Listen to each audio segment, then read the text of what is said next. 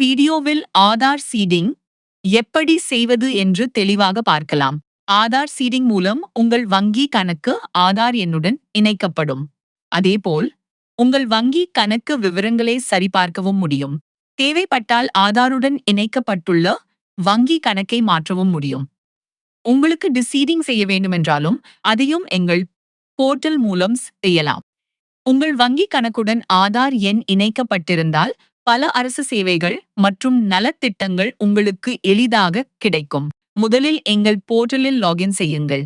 பிறகு print services என்பதை click செய்யுங்கள்.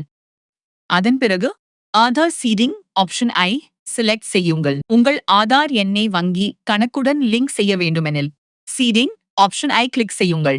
டிசீடிங் செய்ய வேண்டுமெனில் டிசீடிங் ஆப்ஷன் ஐ கிளிக் செய்யுங்கள். அதன் பிறகு applicant bank name, mobile number, full name, Aadhaar number, account number, state name ஆகிய விவரங்களை சரியாக என்டர் செய்யுங்கள். எல்லா விவரங்களையும் சரிபார்த்த பிறகு அப்ளிகேஷன் ஐ சப்மிட் செய்யுங்கள்.